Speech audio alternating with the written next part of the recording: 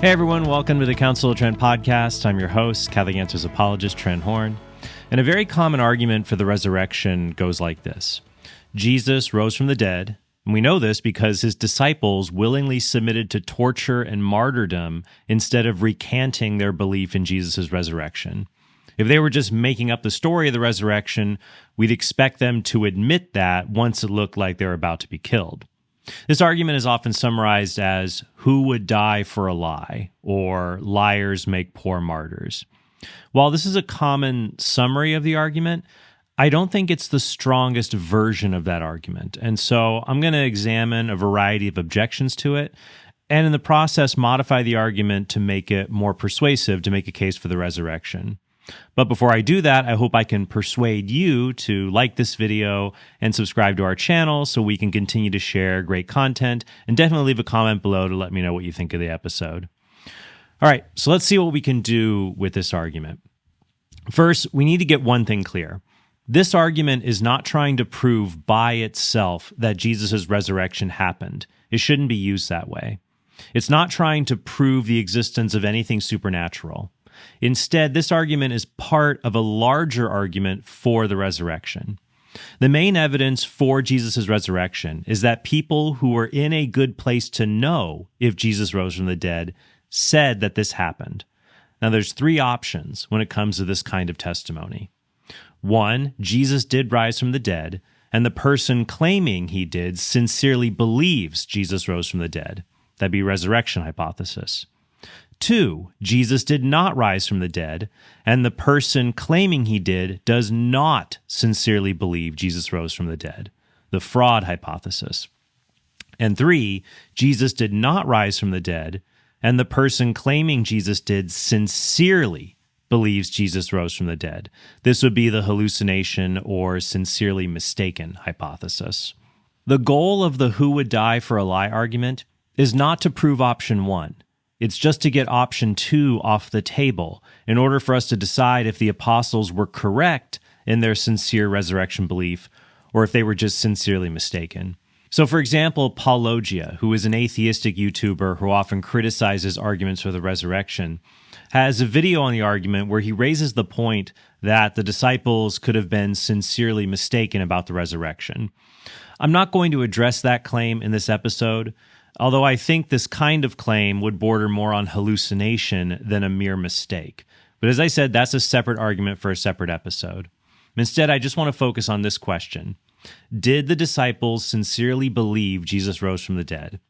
And if they did, does that mean option two, or the fraud theory, is off the table? First, I will say that most critical scholars who study the resurrection, even though they don't believe Jesus rose from the dead, don't question the disciples' sincerity. Gerd Ludemann says, it may be taken as historically certain that Peter and the disciples had experiences after Jesus' death in which Jesus appeared to them as the risen Christ. Paula Fredrickson is a Jewish scholar who denies the resurrection, but in a documentary on the subject, she said the following. I know in their own terms what they saw was the raised Jesus. That's what they say, and then all the historic evidence we have afterwards attests to their conviction that that's what they saw. I'm not saying that they really did see the raised Jesus. I wasn't there. I don't know what they saw. But I do know as an historian that they must have seen something. These scholars aren't saying Jesus rose from the dead, but they are saying what motivated the disciples was a sincere belief that Jesus rose from the dead. It's not fraud. Second, there is a common atheistic retort to who would die for a lie that misses the point of the argument. It assumes the argument is trying to prove the resurrection hypothesis outright, when it's really just trying to disprove the fraud hypothesis. An atheist will say, the 9/11 hijackers also died for their beliefs. Does their willingness to die prove Islam is true?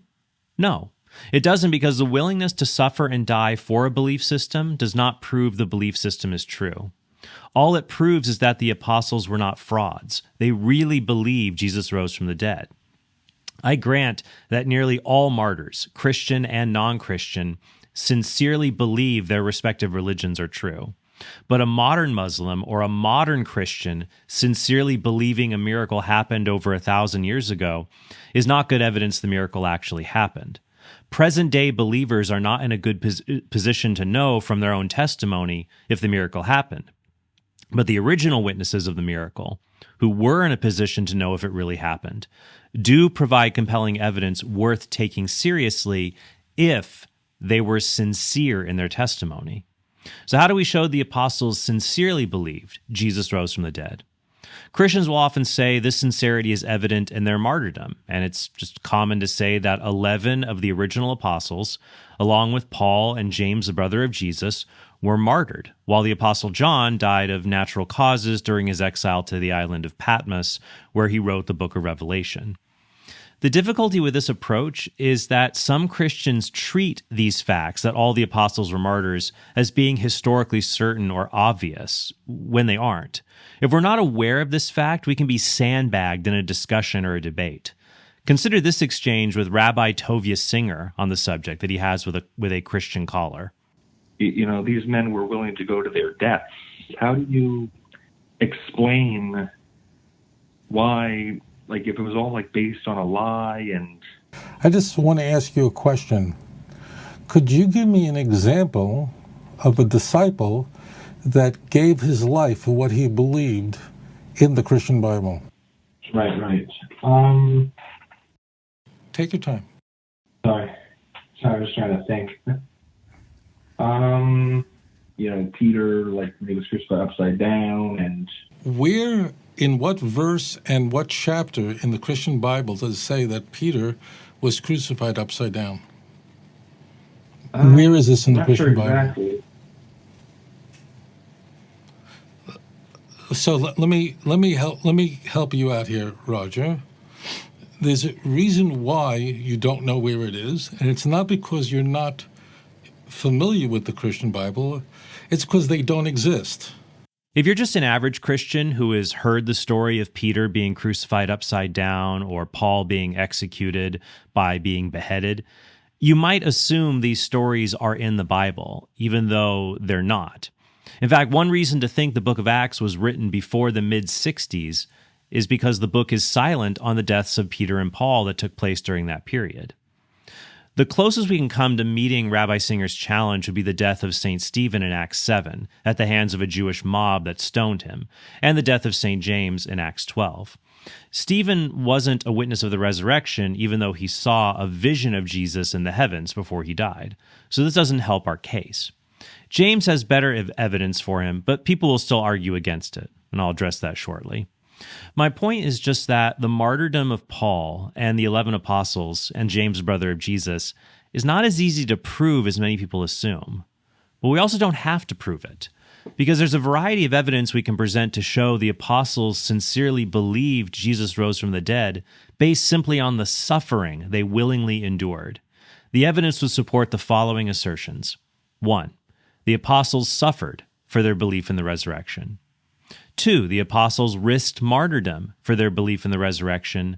3. The apostles were martyred for their belief in the resurrection. Each of these three assertions becomes stronger evidence for the apostles' sincerity, because the risk involved with each of them begins to strongly outweigh any kind of reward. Actual martyrdom would be the strongest evidence, because if a person does not believe in the resurrection or an afterlife based on it, then there's very little reward to motivate the risk associated with death. But we don't need to go that far. Even enduring a lot of suffering and the risk of martyrdom is evidence of sincerity. The key is analyzing risk versus reward.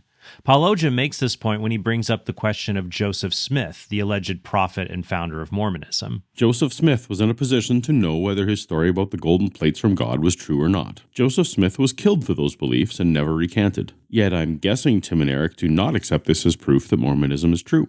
This is a great question, and I think it's fair to compare the apostles with Joseph Smith. Smith did endure suffering at the hands of those who opposed him, and he was eventually killed in a shootout in a jail where he was being held for trial. Now, it's possible Smith sincerely believed the stories he told about the Book of Mormon, and that he was a religious fanatic motivated by previously existing stories at the time of ancient Jews being the ancestors of Native Americans. In fact, a book published 5 years before the Book of Mormon called A View of the Hebrews tells basically the same story. But it's also likely, if not more likely, Smith made this up to gain power as a religious leader. While the apostles practiced celibacy and weren't known for using their status to acquire sexual partners, Joseph Smith used his position to acquire dozens of spiritual wives, some of them as young as 14 years old. The apostles also didn't use their position to gather wealth and lived as itinerant preachers. Paul even made his own living as a tent maker. The point is that criminals will always tolerate some level of risk, but only in proportion to a certain reward. That seems to be the case with Joseph Smith, but not Christ's apostles. Moreover, while we will see there is evidence of the apostles accepting martyrdom for their beliefs, no such similar evidence exists for Joseph Smith, who, as I said, died in a shootout using a gun smuggled into the jail where he was being kept for trial. Hardly what one would call a willingness to submit to martyrdom. So let's go back to our three evidences for the apostles' sincerity. 1. The apostles suffered for their belief in the resurrection, or they risked suffering. 2. The apostles risked martyrdom for their belief in the resurrection. And 3. The apostles were martyred for their belief in the resurrection. All of these claims conform to our background knowledge of the world around us. There are people who suffer and are martyred for their beliefs. Jesus was killed for his beliefs, so it would be expected that those who continued an affiliation with him in the same historical context risked suffering the same fate. So let's start with the first claim. Is there evidence the apostles risked suffering and death for publicly preaching Jesus' resurrection? Absolutely. First, Jesus' public preaching about himself, as I said, led to his own suffering and death. So it was rational for the apostles to assume the same thing would happen to them if they preached Jesus' message, especially in the city of Jerusalem. Second, we have the first-hand accounts of St. Paul, who describes his own suffering at the hands of the Jewish leaders.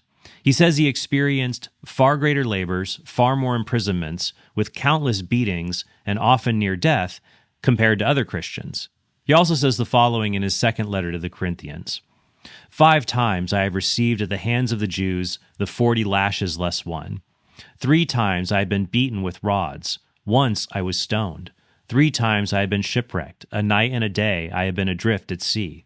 On frequent journeys, in danger from rivers, danger from robbers, danger from my own people, danger from Gentiles, danger in the city, danger in the wilderness, danger at sea, danger from false brethren, in toil and hardship, through many a sleepless night, and hunger and thirst, often without food, in cold and exposure, and apart from other things, there is the daily pressure upon me of my anxiety for all the churches." End quote.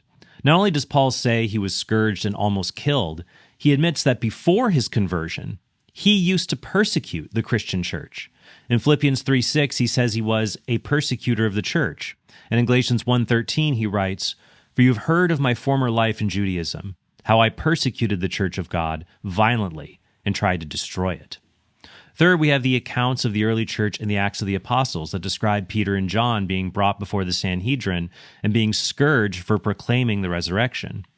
Acts 8:1 says after the stoning of Stephen that, quote, "On that day a great persecution arose against the church in Jerusalem, and they were all scattered throughout the region of Judea and Samaria, except the apostles. 2 devout men buried Stephen and made great lamentation over him. But Saul," Paul, "laid waste the church, and entering house after house, he dragged off men and women and committed them to prison." End quote. Fourth, we have testimony from the Roman historian Tacitus, who says during the time of the Great Fire of Rome in AD 64, which was when the apostles were still alive, Emperor Nero persecuted Christians. Tacitus writes, "Nero fastened the guilt and inflicted the most exquisite tortures on a class hated for their abominations, called Christians by the populace. Christus, from whom the name had its origin, suffered the extreme penalty during the reign of Tiberius at the hands of one of our procurators, Pontius Pilatus." All of this evidence shows that the original apostles would have, at a minimum, risked suffering and death in order to preach the gospel. This is a significant risk to undertake that would only be justified by an even more significant reward, such as eternal life, or in order to avoid a more serious risk, like eternal damnation for denying Christ, since, as Jesus says in Matthew 10:33, whoever denies him before men, Jesus will deny before the Father. So, how would a critic respond to this argument?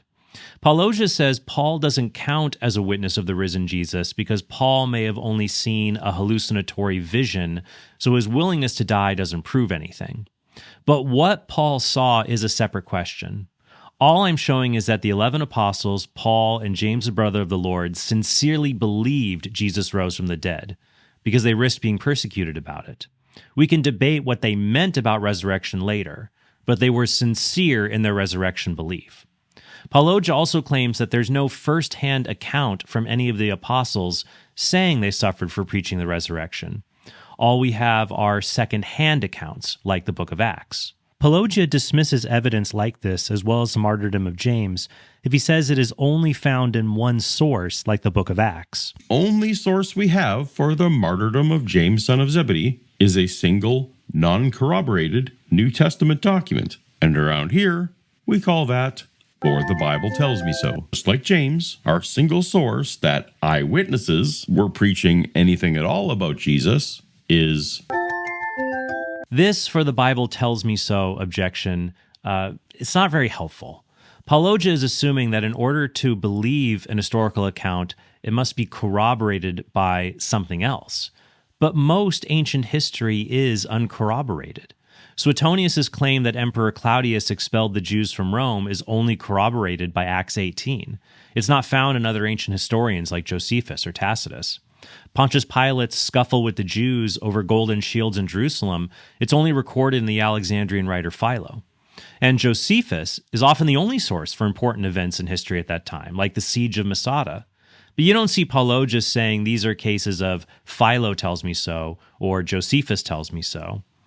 Everyone at that time was religious, be they Christian, pagan, or Jewish, and they believed in miracles. Yet skeptical historians can at least believe the mundane events in those writers, and the suffering and persecution described in the book of Acts would fall into that mundane category that any scholar should accept. And frankly, scholars do accept that. In another video, Paulogia says that this description doesn't mean he's saying the testimony is false. Whenever I say "for the Bible tells me so," I'm always referring to a discrete claim presented in the Bible that doesn't correspond to any external source, or often an internal source. And that doesn't mean the claim is automatically false. It's just affirmation that the particular claim isn't corroborated. But it would be easy for a casual observer to draw this conclusion based on the music and the general tone of the joke. For most atheists, saying "for the Bible tells me so" is a way of saying there's no good reason to believe the biblical testimony, or that the testimony is probably not true or is fictional. Also remember that we're comparing ordinary claims. If we can trust a single source to tell us about a battle that happened in the ancient world, or a protest that broke out, or people being expelled from their homes, why can't we trust a single source like the book of Acts that attests to the ordinary claim that some people were persecuted for their beliefs? Paulogia might say Acts is not historically reliable, whereas Josephus is, and that's a separate discussion. But to simply assume the testimony of Acts is not enough to prove an ordinary fact, but Josephus' testimony demonstrates a bias against the New Testament evidence instead of an honest assessment of it. I'm not necessarily even saying that Paulogia is doing this in these videos, but I have seen many other people do this as well, so it's important to watch out for it. Paulogia also says there's no evidence in the New Testament that the apostles besides Paul, Peter, James, and John even preached the resurrection. But it seems unlikely they would have been known as apostles, a title which means messenger, or that they would have figured prominently in the Christian community if they just sat around and didn't do anything. The Gospels describe the disciples preaching during Jesus' earthly ministry, and it describes Jesus giving all of them the Great Commission to preach the gospel to all nations. So once again, there's no reason to doubt that all the apostles were involved in church planting and public witnessing, even though these activities brought with them the threat of persecution and death, thus evidence of the sincerity of their beliefs. Paulogia also claims there are non-religious rewards that could have motivated the apostles to insincerely risk so much suffering. But remember, as we discussed earlier, there's no evidence the apostles used their status to acquire traditional rewards like wealth or women. Now, Paulogia says that they could have been motivated by a preaching career that didn't involve manual labor. doesn't have to be life-changing Elon Musk level money for someone to be motivated by money. The disciples in question were fisherman class laborers when they met Jesus. Now they were able to be traveling preachers rather than return to the nets. Even that modest kind of money can be motivation. All right, let me ask you a question. Would you be willing to preach the gospel for the rest of your life in the part of Libya controlled by the Islamic State that beheads Christians? I'll even pay for your expenses. You ever have to hold a job again. Only the most sincere person would take up an offer like that. Finally, Paulogia says the disciples may have been motivated by the joy that just comes from having any authority at all, even if they didn't sincerely believe in the resurrection. I saw over and over, it only takes the smallest piece of power for people to lust after that power. So you put someone in charge of the bake sale table, that person is all in on the power of that bake sale table. You put someone in charge of, making sure where people are going to sleep. Well, they take that kingdom very strongly. It feels to me like these apostles, these disciples, got a taste of what it was like to be popular. It's true there are a lot of people that enjoy petty power, like how people enjoyed snitching on one another to the authorities during the COVID lockdowns. But it's also true that petty people don't like to get into trouble. Those same people who love their authority over the bake table at church willingly went along with what the government said to close churches, even when the orders had become irrational. They did as they were told because they didn't want to be punished with a fine or lose their jobs, which is suffering that's hardly comparable to what the apostles faced.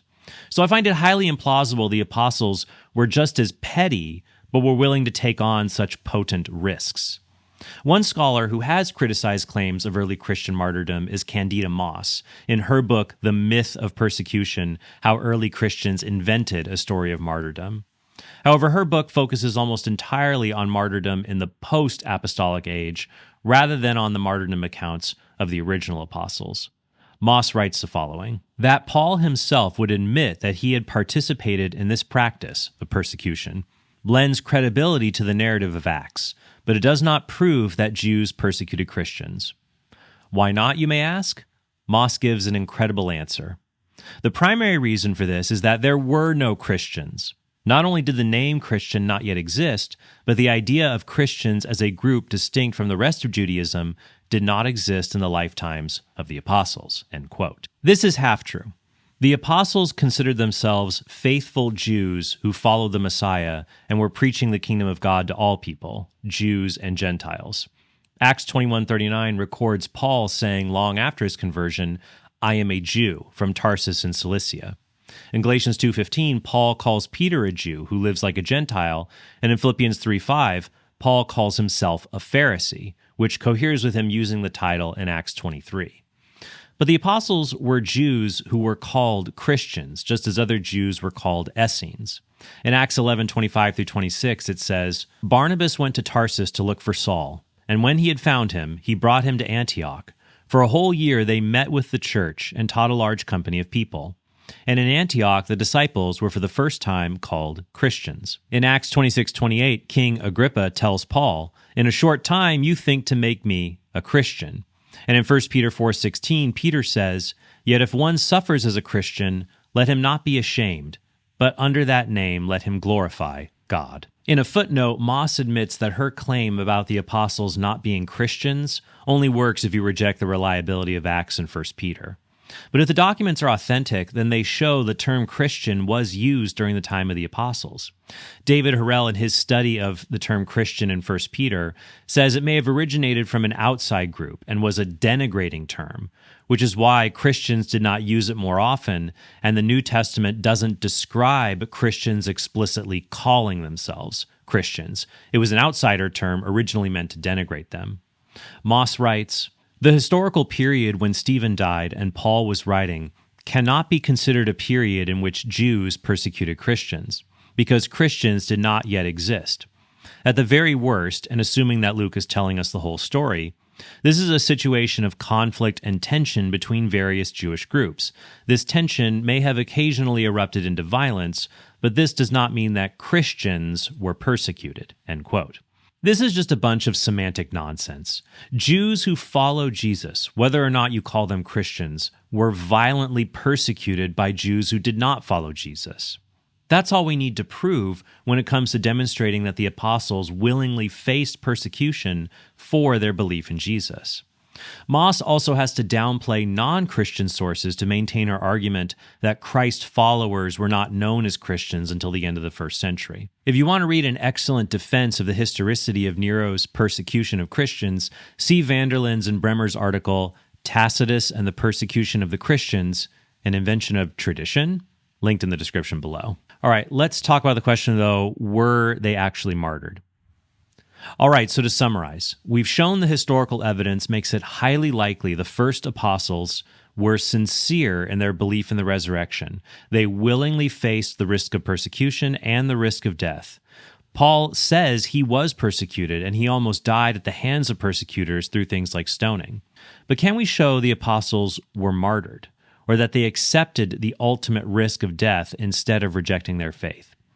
The definitive treatment of this question is found in Sean McDowell's book, The Fate of the 12 Apostles. McDowell admits, however, that for 8 of the apostles, the evidence for their martyrdom is not very strong. He notes that in many cases, the evidence for those apostles being martyred comes from sources written over a century or two later. That's why Moss says, these events are the stuff of legend, not history. The stories about the apostles tell us a great deal about how early Christians thought about and valued suffering and death, but they are not historical accounts, and they do not demonstrate that Christians were persecuted. While the Church affirms the martyrdom of the 11 disciples except for John, more skeptical scholars are likely to reject many of these accounts as being legendary, because the earliest sources for them are a century or several centuries later. That leaves Peter, Paul, James the brother of Jesus, and James the son of Zebedee, which McDowell says for Peter and Paul he gives the highest possible probability for the evidence, and says it's very probably true for the 2 Jameses. Note he gives the highest evidence for James the son of Zebedee in his book, but in recent interviews, McDowell has downgraded James the son of Zebedee from the highest possible evidence to the second highest possible evidence because James's death is only recorded in the book of Acts among the early sources. So let's start with James, the son of Zebedee. Acts 12, 1-2 takes place after the apostles sent famine relief to believers in Judea. It says, about that time, Herod the king laid violent hands upon some who belonged to the church. He killed James, the brother of John, with the sword. And when he saw that it pleased the Jews, he proceeded to arrest Peter also. James's death is also corroborated in Mark 10:39, which records Jesus telling James, who wishes to sit at Jesus' right hand, that James doesn't understand that Jesus will be killed and this will inaugurate his kingdom. Jesus tells James, "The cup that I drink, you will drink. And with the baptism with which I am baptized, you will be baptized."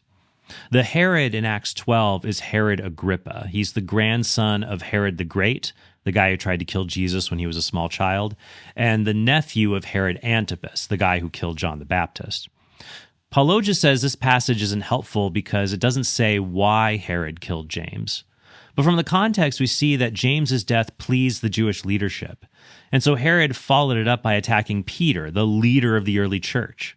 The natural inference is that James was killed because he was part of the Christian movement, and that James chose to remain in the movement publicly, even though he faced suffering and probable death for doing so. Now, Paulogia says James had a reputation in the Gospels for being a hothead, and so he could have just been executed for a crime like disturbing the peace. Even if that were true, what was James doing that disturbed the peace? The most obvious answer was preaching the Christian faith. Any other reason seems ad hoc, and there'd be no reason to include it in Acts. Also, merely disturbing the peace would not warrant beheading, maybe flogging or scourging.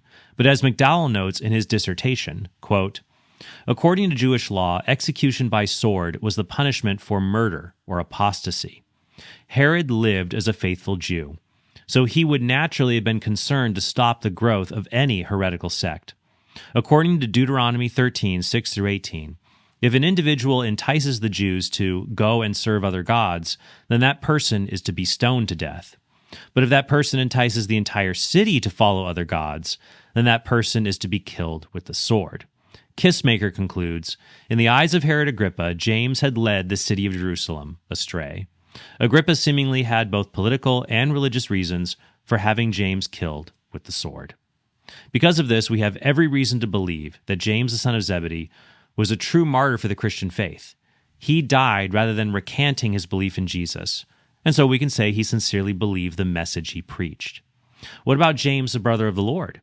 As I've noted in other episodes, the word brother in this passage doesn't have to mean child of the same mother. It can refer to step-siblings or cousins. First, that James was willing to endure suffering and even death is evident in his decision to lead the Jerusalem church after the death of James, the son of Zebedee. The earliest account of James's martyrdom, the brother of Jesus, comes from Josephus. He writes, "The Roman procurator Festus was now dead, and Albinus, his replacement, was but upon the road. So he, the high priest Ananus, assembled the Sanhedrin of judges, and brought before them the brother of Jesus, who was called Christ, whose name was James, and some others, or some of his companions. And when he had formed an accusation against them as breakers of the law, he delivered them to be stoned." James would have known that the same Jewish leaders who killed Jesus and punished Peter and John, and probably arranged the death of James, the son of Zebedee, would be willing to do the same to him. James's commitment to preaching Jesus in the face of these verifiable threats make the account of his martyrdom historically reliable and provide good evidence of his religious sincerity. Paul also tells us that Jesus appeared to James in 1 Corinthians 15, and Galatians 1:19 says that Paul met James. So James, we know, was someone who was a witness of the resurrection, and he chose to live a life that ended in martyrdom instead of denying that miracle. Finally, we have the martyrdoms of Peter and Paul. Though they're not explicitly recorded in the New Testament, we do have explicit mentions of them from several early sources. And the church fathers who do discuss them unanimously place them both in Rome and say that they were killed there. The New Testament, as I said, does not explicitly record Peter and Paul's deaths, but it does strongly imply their deaths in martyrdom. 2 Timothy 4:6-8 says, "For I am already on the point of being sacrificed. The time of my departure has come. I have fought the good fight. I have finished the race. I have kept the faith. Henceforth there is laid up for me the crown of righteousness, which the Lord, the righteous judge, will award to me on that day." If Paul wrote 2 Timothy, then he's describing his impending martyrdom. If a later disciple wrote the letter and attributed it to Paul, as many critical scholars think, then he is reflecting back on Paul's martyrdom. Peter's martyrdom can also be seen in John 21:18-19, where Jesus tells Peter, "Truly, truly, I say to you, when you were young, you girded yourself and walked where you would. But when you are old, you will stretch out your hands, and another will gird you and carry you where you do not wish to go." This he said to show by what death he was to glorify God. Critical scholars say this shows John was written after Peter's death, and so it would be about 20 years later, in the 90s. Other scholars who date John's gospel before the year 70 say that the verb rendered "he was to glorify" is future tense. It actually says "he will glorify God," which would mean John had not yet heard Peter had been martyred.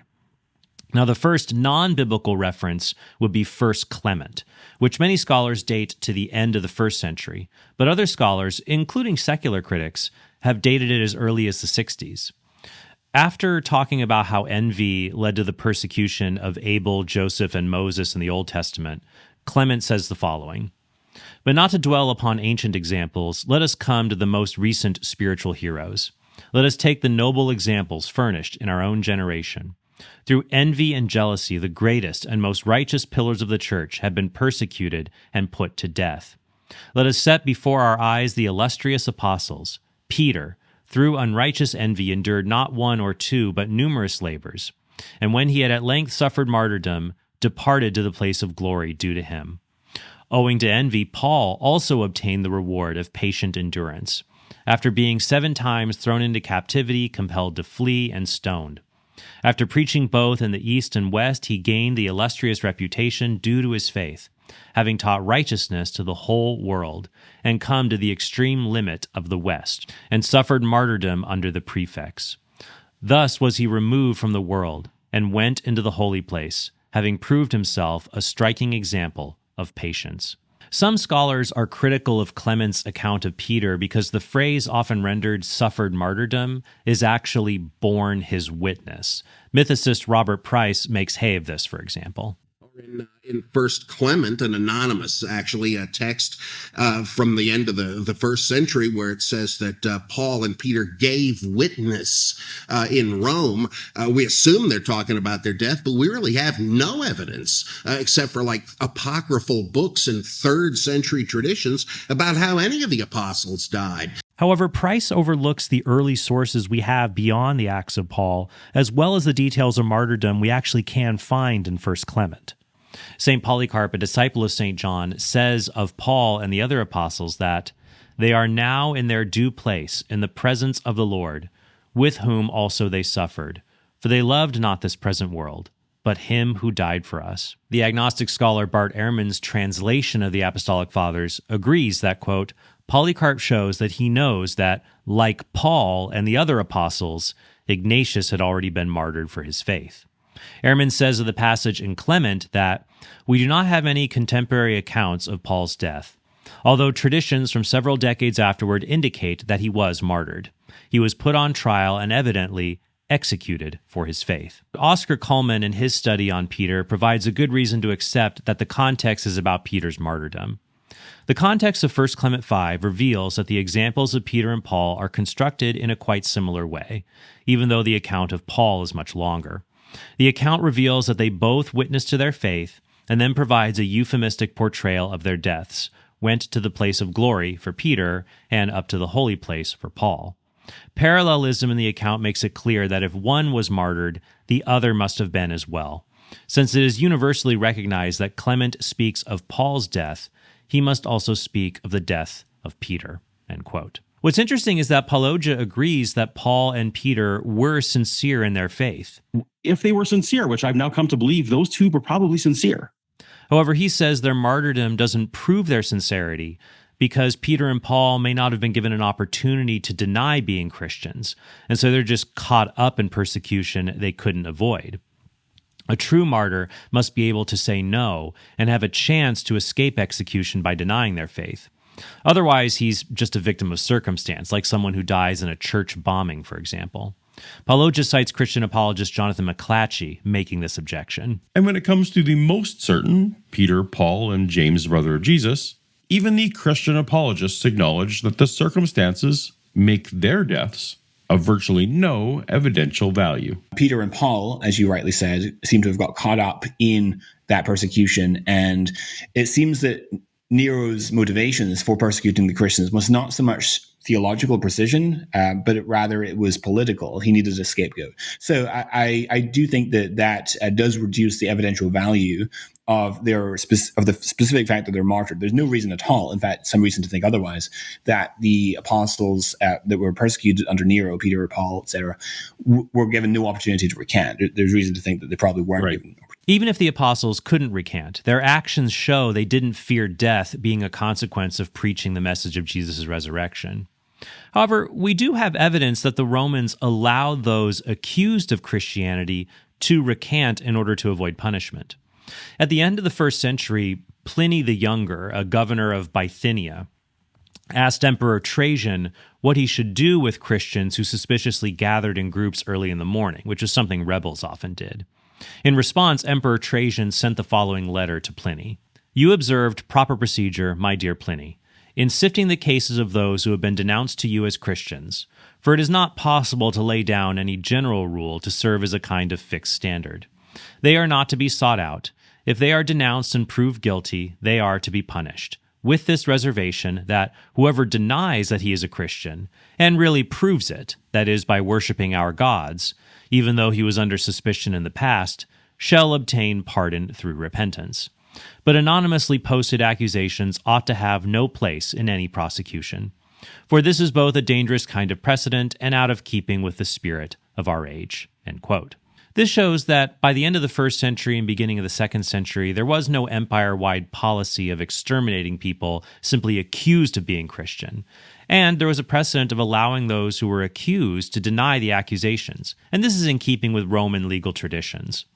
Paulogia might say we don't know if Nero offered the same things as Trajan did, But given that we at least have one example of Christians being allowed to recant, and no similar examples of indiscriminate extermination or people not being allowed to recant, this tips the scale towards Nero having a similar policy to Trajan. So to summarize, the who would die for a lie argument is a good one, but it has to be used precisely. The argument is that the apostles who originally testified to Jesus' resurrection were willing to endure persecution and even death in order to proclaim that message. And we have ample evidence they were willing to endure the suffering and death from the writings of Paul, the letters of the New Testament, from the Acts of the Apostles, and also from non-biblical sources like the Roman historian Tacitus and the Jewish historian Josephus. And some of them, like the Jameses and Peter and Paul, were, according to the best historical evidence, martyred for their willingness to preach the Christian message. They rather accept death than deny Jesus. This shows that the apostles sincerely believed in Jesus' resurrection. So fraud is a bad explanation for the explanation of why they started to say Jesus rose from the dead in the first place. Other explanations besides an actual resurrection, like hallucination or being sincerely mistaken, have been offered, and I hope to address those in a future episode. I'm also happy to chat with Paulogia if he has disagreements about my assessment, or maybe have a general chat about the resurrection or a debate. In recent videos, he said he doesn't prefer live debates and dialogues, but I'm open to maybe a written debate that we could share through video or something like that. All right. Well, thank you guys very much. I hope you learned a lot from this episode. And if you want a deep dive on the subject of the Apostles' martyrdom, definitely check out Sean McDowell's book, The Fate of the 12 Apostles. Thank you guys so much, and I hope you have a very blessed day. Hey, thanks for watching this video. If you want to help us produce more great content like this, be sure to click subscribe and go to TrentHornPodcast.com to become a premium subscriber. You'll help us create more videos like this and get access to bonus content and sneak peeks of our upcoming projects.